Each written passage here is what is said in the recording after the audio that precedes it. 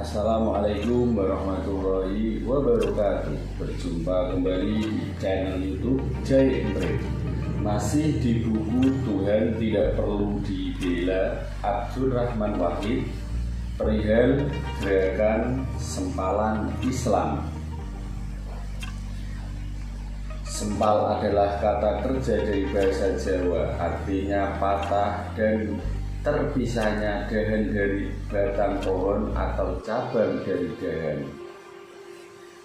Dengan bahasa Arab sulit untuk menamai gerakan Islam yang memisahkan diri dari batang tubuh umat seagama. Kata pecahan umpamanya mengandung pengertian sama besar antara yang memisahkan diri dari batang tubuh umat. Karenanya digunakan kata sempalan untuk menunjukkan kepada fenomena yang dalam bahasa Inggris disebut splinter groups. Jumlahnya banyak, berukuran kecil, dan kecenderungan untuk memecah diri terus-menerus dalam sebuah proses reaksi bersambung.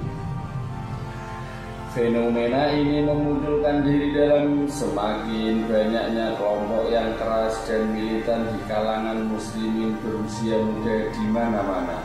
Di tahun 1960, Nasr dibuat kaget dengan terbongkarnya kelompok untuk merebut kekuasaan di Mesir.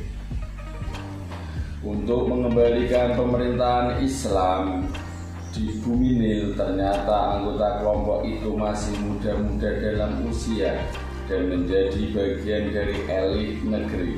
Seorang ahli fisika inti di lembaga yang mengelola persiapan pembuatan reaktor nuklir, seorang lagi perwira muda yang baru diangkat jadi perwira teladan, seorang lagi pegawai tinggi sebuah kementerian, dan seterusnya.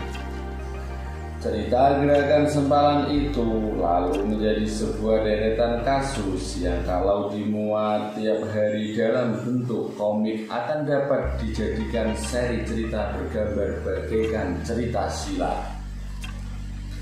Ada yang bernama Darul Arkam di Malaysia yang membuang televisi dan radio karena keduanya berisikan siaran dari setan dan bertentangan dengan ajaran Islam.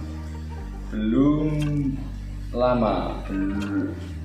lagi kelompok yang menyerang pos polisi di Batu Pahat dengan gaya perang masa permulaan Islam, mengayunkan kelewang menyerbu musuh yang ternyata sudah modern. Berguguranlah mereka ditembus peluru yang bertubi-tubi. Gerakan sempalan di kalangan kaum muslimin muncul dari ketidakmampuan mencernakan dampak modernisasi yang semakin lama semakin laju tetapi timpang jalannya. Modernisasi yang menimbulkan akses termasuk ketidakmampuannya memberikan jawaban tepat atas masalah-masalah yang ditimbulkannya sendiri. Anak-anak muda yang sangat kecewa dengan buruknya kenyataan dunia modern ini lalu membuang modernitas mereka, membenahi diri dengan tuntas dalam kehidupan beragama mereka, dan setelah itu dengan lantang menghargai orang lain yang seagama tetapi berbeda penghayatan akan ajaran agama mereka. Herdikan yang sangat lantang karena dilontarkan dari keyakinan membara akan benarnya sikap sendiri dan salahnya sikap orang lain. Kalau baru sampai pada tingkat mengherdik saja, belum sampai ke tingkat gerakan sempalan, paling jauh baru mencapai tingkat pemuda pemberang kepada dunia, kepada lingkungan sendiri yang terdekat ataupun kepada batang tubuh umat.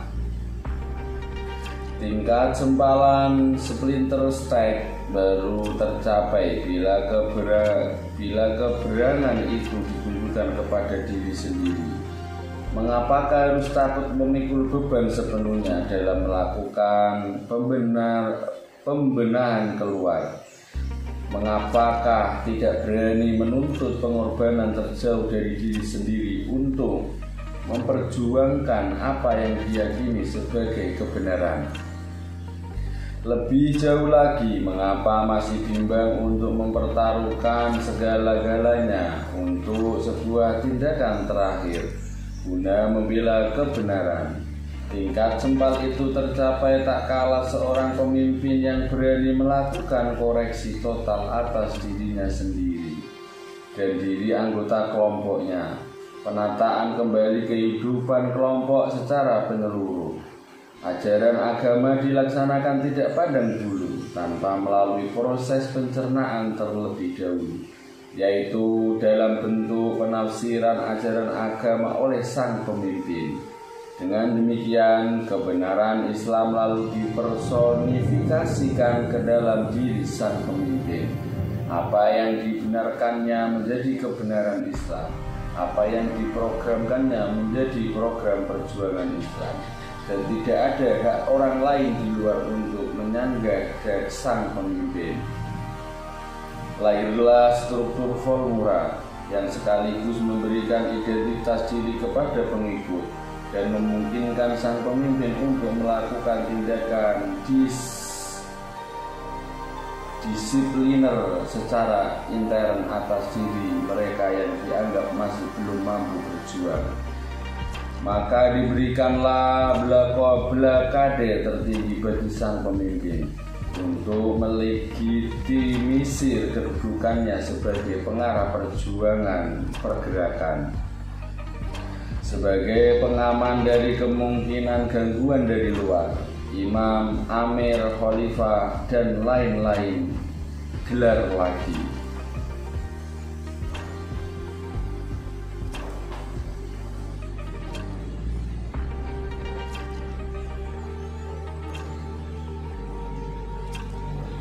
La dina illa bi jama'atin wala jama'ata illa bi imaratin wala imarota illa bi amrin bi imamin bi khalifatin, dan seterusnya.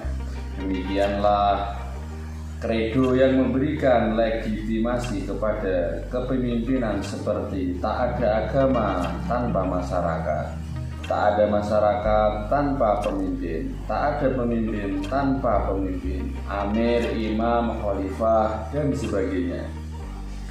Fungsi keimanan seperti itu ditambah mentalitas yang merasa senantiasa terancam, membawa kepada keyakinan mesianistik akan peranan yang sang pemimpin dalam kehidupan. Dialah yang menyelamat, Ratu Adil yang akan menghilangkan kebalauan, Imam Mahdi yang sudah dijanjikan Allah.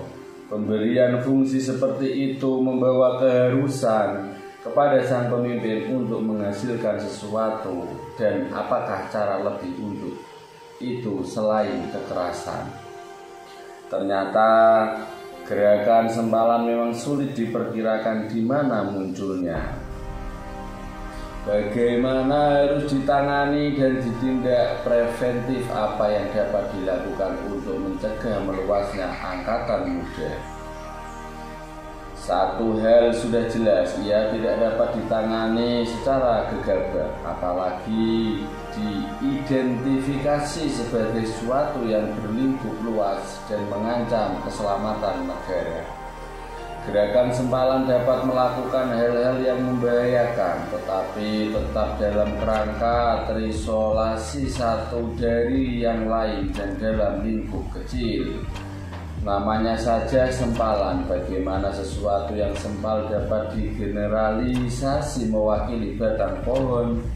Ya, gerakan sempalan janganlah diterapkan pada batang tubuh umat. Nanti akan bertambah kekecewaan dalam kelompok-kelompok kecil di kalangan umat itu. Dan dari kekecewaan itu akan muncul lagi dorongan membuat gerakan sempalan baru. Perlakukanlah batang tubuh umat sebagai sesuatu yang wajar, nanti akan tumbuh sikap-sikap wajar pula dalam dialognya dengan modernisasi. Dan kalau sikap wajar bertambah banyak, akan sedikit kecenderungan bersempal-sempalan. Demikianlah buku Tuhan Tidak Perlu Dibela Abdurrahman Wahid perihal gerakan sempalan Islam. Terima kasih telah menyaksikan channel YouTube Jai Emre. Jangan lupa subscribe, like, komen, dan juga share videonya. Assalamualaikum warahmatullahi wabarakatuh.